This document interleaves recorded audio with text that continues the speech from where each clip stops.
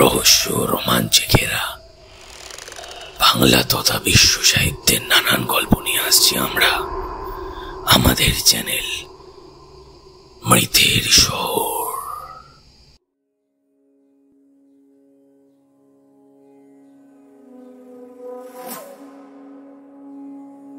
Suspense station মৃতের শহরে season 2 এর তৃতীয় গল্প, স্যার আর্থার কোনান ডয়েলের লেখা সজীব করটি। শুরু হচ্ছে আজকের গল্প।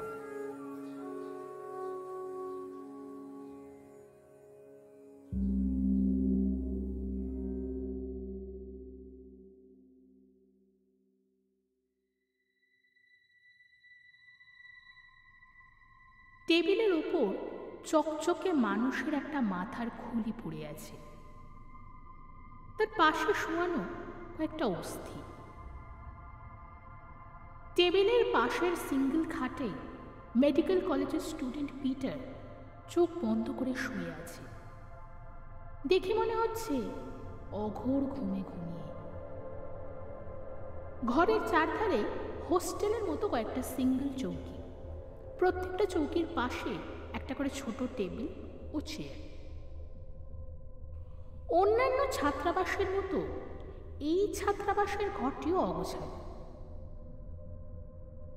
ইন্সপেক্টর জোন্স ছাত্রাবাসের আনাচে কানাচেতে সন্ধানী দৃষ্টি বোলাতে বোলাতে পিটারের একজন রুমমেটকে প্রশ্ন করলেন, তারপর? ছেলেটা ইতস্তত করে উত্তর দিল, না মানে আজকের যুগেও যে এরকম ঘটতে পারে তা আমি কল্পনাও করতে পারিনি স্যার। ইন্সপেক্টর জোন্স অধৈর্য হয়ে উঠলেন, বললেন, অর্থাৎ? অর্থাৎ ওই মরার খুলিটা রাত্রে টেবিলের উপরে নড়াচড়া করে। আপনি সুস্থ আছেন তো? হ্যাঁ স্যার, আমি সম্পূর্ণ সুস্থ। আপনার মতো পিটারও আমাদের কথা বিশ্বাস করতো না, হেসে উড়িয়ে দিত। আচ্ছা, গত রাত্রে আপনি কোথায় ছিলেন? আমি একটা জায়গায় গিয়েছিলাম স্যার। কখন ফেরেন আপনি? তা সকাল 6:45 হবে। ঘরে এসে ঠিক কি দেখেন? পিটার নিজের বিছানাতেই এখনকার মতো শুয়েছিল। আমি ভেবেছিলাম ও হয়তো ভোরের দিকে ঘুমিয়েছে, ওকে জাগানো ঠিক নয়। ভোরের দিকে ঘুমিয়েছে বলতে কি বলতে চাইছেন? পিটারের ইনসোমনিয়া ছিল, তাছাড়া রাত জেগে পড়াশোনা করার অভ্যেসও ওর ছিল। তারপর? বেশ সকাল হওয়ায় আমাদের অন্যান্য রুমমেটের সঙ্গে আমিও কিরকম যেন সন্দেহ বোধ করি। আমরা ওর হাতের নাড়ি পরীক্ষা করি, দেখি নাড়ি বিকল। স্টেথোস্কোপ দিয়ে পরীক্ষা করে বুঝতে পারি যে ওর হার্টও কাজ করছে না।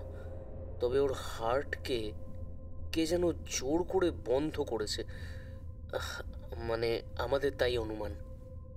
ইন্সপেক্টর জোন্স সহকারী পুলিশ অফিসারের দিকে ব্যঙ্গের হাসি ছুড়ে দিলেন। তারপর ফের ঘরের চারপাশে পায়চারি করতে করতে সন্ধানী দৃষ্টি বোলাতে শুরু করলেন। কিন্তু সন্দেহজনক কিছুই খুঁজে পাওয়া গেল না। একসময় পিটারের কাছে এলেন, টেবিল থেকে একটা হাড় তুলে নিলেন, হাড়টা ভালো করে পরীক্ষা করলেন। এরপর পিটারের রুমমেটকে ভালো করে লক্ষ্য করলেন। আস্তে আস্তে বললেন, এই অদ্ভুত মাথার খুলি ও হাড়গুলো এখানে এলো কি করে? ওগুলো পিটার কলেজের চিপ স্টোর থেকে কিনে এনেছিল। ওগুলো আমাদের ডাক্তারি পড়াতে লাগে। ইন্সপেক্টর জোন্স যেন নিজের অজান্তেই বলে উঠলেন, স্ট্রেঞ্জ, ভেরি স্ট্রেঞ্জ। কোনো দিক দিয়ে যে বিশ্বাস করার উপায় নেই। পিটারের রুমমেট ইন্সপেক্টর জোন্সের শপথকে শুনতে পেল, বলল, ঠিক আপনার মতো পিটারও মাথার খুলিটার চলাচল বিশ্বাস করতো না। বেশি বললেও খুলিটা ফেরত দেবার কথা বলতো। এবার ইন্সপেক্টর জোন্সের সহযোগী যে পুলিশ অফিসার, সে প্রশ্ন করল, খুলিটা কি রোজই টেবিলের ওপরে চলাফেরা করে? হ্যাঁ স্যার, প্রতিদিন গভীর রাত্রে চলাফেরা করে। সে সময় মনে হয় কে যেন দীর্ঘ নিঃশ্বাস ফেলে মনের উত্তাপকে প্রশমিত করতে চাইছে। পুলিশ অফিসারটি মাথার খুলিটা নিজের হাতের উপর বসাল, খুলিটার উপরে আঙুল দিয়ে মৃদু আঘাতও করল। খুলির ভেতর থেকে টুংটাং শব্দ উঠল। ইন্সপেক্টর জোন্স ফের প্রশ্ন করলেন, আচ্ছা, কতদিন আগে পিটার ওই মাথার খুলিটা সংগ্রহ করেছে বলতে পারেন? পিটারের রুমমেট আমতা আমতা করে বলল,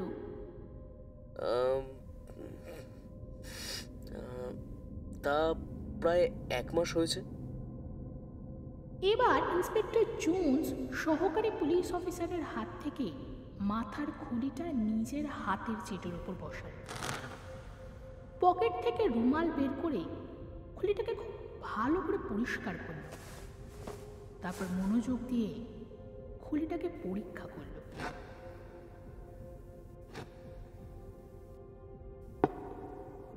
তারপর আপন মনেই বলে উঠল, খুলিটার প্রকৃত মালিক অনেক দিনই পৃথিবীতে বেঁচে ছিল। আইজ্যাক নিউটনের সময় সাময়িক বললে ভুল হবে না। এই খুলিটা থেকে অনেক কিছু জানার আছে। এরপরে ইন্সপেক্টর জোন্স পিটারের মৃতদেহ পোস্টমর্টেমে পাঠাবার আদেশ দিয়ে সহকারী পুলিশ অফিসারকে বিদায় করে দিলেন। তারপর নিজে ঘরটা আরও একবার ভালো করে পরীক্ষা করলেন।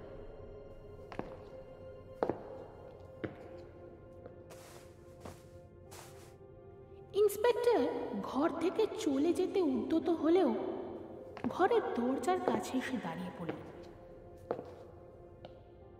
তারপর পিটারের রুমমেটের উদ্দেশ্যে বললেন, আমি থানায় যাচ্ছি, তবে আজকে গভীর রাতে আমি একটা সহকারী সমেত থাকতে চাই। এই বিষয়ে আপনাদের কোনো আপত্তি নেই তো?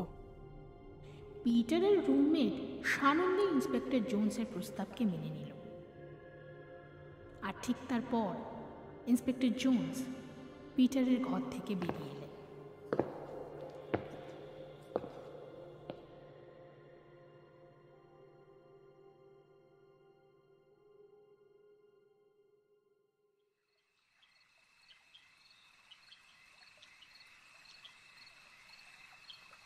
রাত ঠিক 11:30টায় ইন্সপেক্টর জোন্স তার এক সহকারী পুলিশ অফিসারকে নিয়ে মেডিকেল হোস্টেলে ফিরে এলেন। এ সময় তাদের পরনে সাধারণ পোশাকই ছিল, পুলিশ অফিসারের পোশাক নয়। ইন্সপেক্টর জোন্সের হাতে একটা 5 সেলের ব্যাটারির টর্চ। মেডিকেল হোস্টেলের ছাত্ররা ইন্সপেক্টর জোন্স ও তার সহকারীকে পেয়ে যার পরনায় খুশি। স্বাগতও জানালো তাদেরকে। তাদের সঙ্গে পিটারের ঘরে রাত কাটাতেও চাইল, কিন্তু ইন্সপেক্টর জোন্স রাজি হলেন না।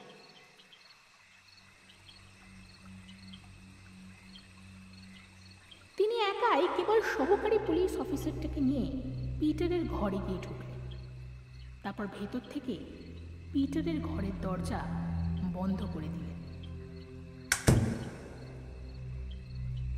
ভালো করে ঘরের দরজা জানলাগুলো পরীক্ষাও করলেন। না, সেরকম কিছুই তার নজরে পড়ল না। এবার একবার নিজের হাত ঘড়ির দিকে তাকালেন মিস্টার জোন। Inspector Jones. তারপর ঘরের আলোটা বন্ধ করে দিলেন। ঘরের জানলা দিয়ে রাস্তার আলো টেবিলের ওপর রাখা খুলিটার ওপর পড়েছে। ঘরের ভিতরে আলো আঁধারের একটা ভৌতিক পরিবেশও সৃষ্টি হয়েছে। ইন্সপেক্টর জোন্স সহকারী পুলিশ অফিসারটির কাছে গেলেন। চাপা স্বরে বললেন, রাতের প্রথম ভাগটা আপনি খুলিটার ওপর নজর রাখবেন। ওই সময় আমি একটু ঘুমিয়ে নেব। পরের ভাগে আমি জেগে থাকব, আপনি তখন ঘুমোবেন। সহকারী পুলিশ অফিসারটি ঘাড় নেড়ে সম্মতি জানান। এবার ইন্সপেক্টর জোন্স হাতের বড় টর্চটা সহকারী পুলিশ ইন্সপেক্টরের হাতে দিলেন। তারপর নিজে পায়ে পায়ে পিঠের চৌকিটার ওপর বসলেন। চৌকিতে শুতে শুতে বললেন,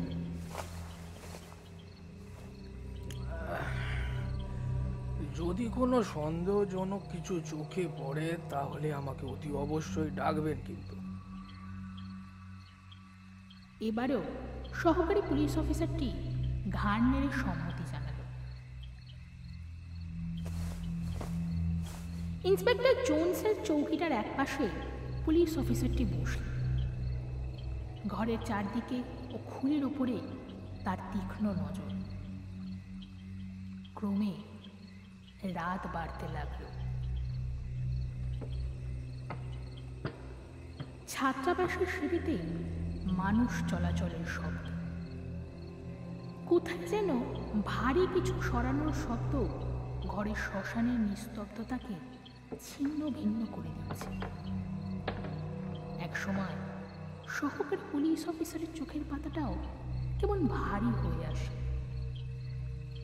রাস্তায় ভারী ট্রাম চলাচলে মেডিকেল ছাত্রাবাসটা কেঁপে ওঠে।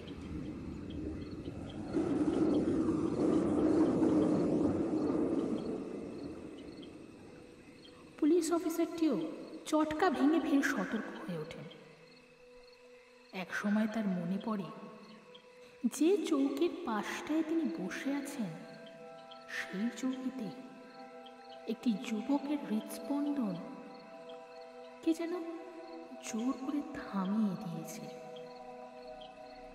সেই যুবকের আত্মা এখন কোথায় আছে কে জানে। সঙ্গে সঙ্গে পুলিশ অফিসারটির মনে হয় টেবিলের ওপরকার খুলিটা টেবিল থেকে কিছুটা উপরে উঠে শূন্যে ঝুলছে। খুলিটার দৃষ্টি যেন তাদের দিকে স্থির হয়ে আছে। পুলিশ অফিসারটির চটকা ফের ভেঙে যায়। চটকা ভাঙতেই তার মনে হয় তন্দ্রারু হয়ে সে বুঝি স্বপ্ন দেখেছে। আবার চৌকির উপর নড়ে চড়ে বসে সে। হাতের চেটো দিয়ে ভালো করে চোখটা রোগড়ে নেয়। তার বড় যেন মনে হয় খুলিটা সচল হয়ে উঠেছে। সঙ্গে সঙ্গে অজানা আতঙ্কে তার বুক কেঁপে ওঠে। কে যেন তার দমটা বন্ধ করে দিতে চায়। পুলিশ অফিসারটি সঙ্গে আনা রিভলভারটা বের করে।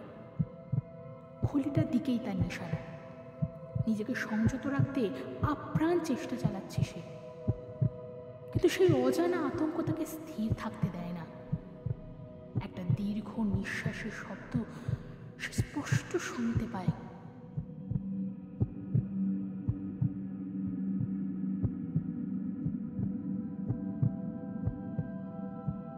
মরিয়া হয়ে ইন্সপেক্টর জোন্সকে ডাকতে চেষ্টা করে সে, কিন্তু মুখ থেকে অদ্ভুত শব্দ ছাড়া আর কিছুই বের হয় না।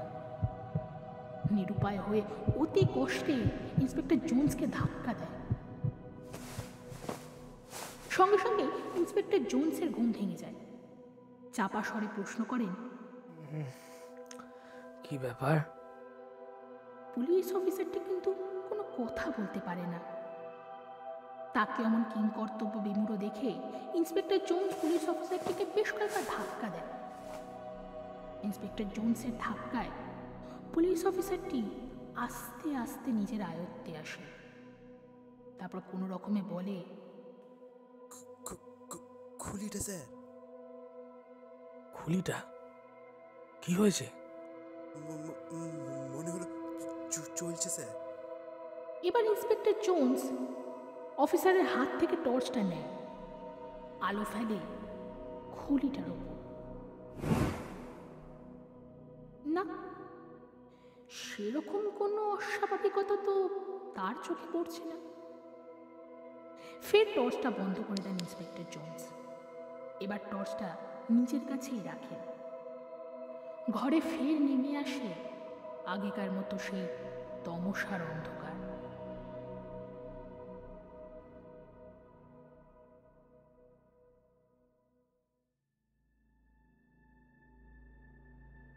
ইন্সপেক্টর জোন্স ফের চৌকির ওপর শুয়ে পড়েন। রেডিয়ামযুক্ত ঘড়ির ডায়াল তখন সময় জানান দিচ্ছে রাত 2টো। প্রায় আধ ঘন্টা পরে ফের পুলিশ অফিসারটি ইন্সপেক্টর জোন্সকে ধাক্কা দেন। ফিস করে বলে,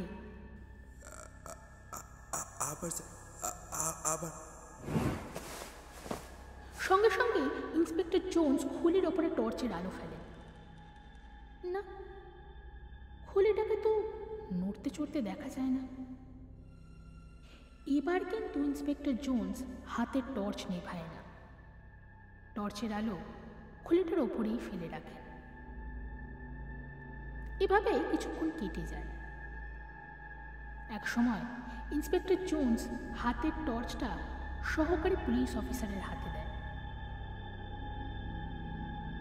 ইন্সপেক্টর জোন্সের নির্দেশ মতোই সহকারী পুলিশ অফিসারটিও টর্চের আলো খুলিটার ওপর স্থির করে রাখেন।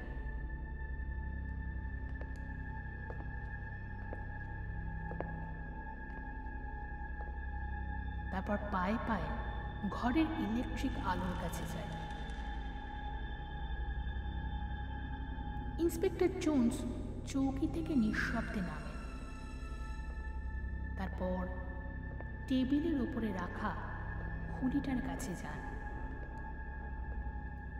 ইন্সপেক্টর জোন্সের নির্দেশ মেনে পুলিশ অফিসারটি ঘরের ইলেকট্রিক বাতিখানা জ্বেলে দেয়।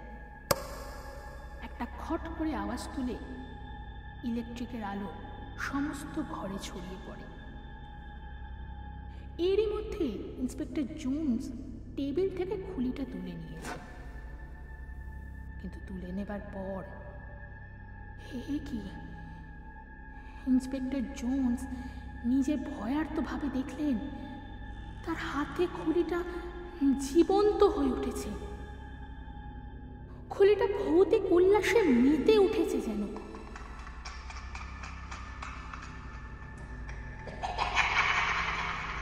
ইন্সপেক্টর জোন্স ব্যাপারটা ভালো করে বোঝার আগেই তার সারা শরীরে যেন একটা আতঙ্কের সৃষ্টি হয়। ছুঁড়ে খুলিটাকে ফেলে দিয়ে নিজেকে নিরাপদ করতে চেষ্টা করেন তিনি, কিন্তু অনেক চেষ্টা করেও খুলিটা তিনি ফেলতে পারেন না। ভয়ে তার শরীর তখন ঠক ঠক করে কাঁপছে। তার মনে হয় কোনো অদৃশ্য প্রেতাত্মা যেন আড়ালে থেকে এক ভয়াবহ আতঙ্কের সৃষ্টি করছে।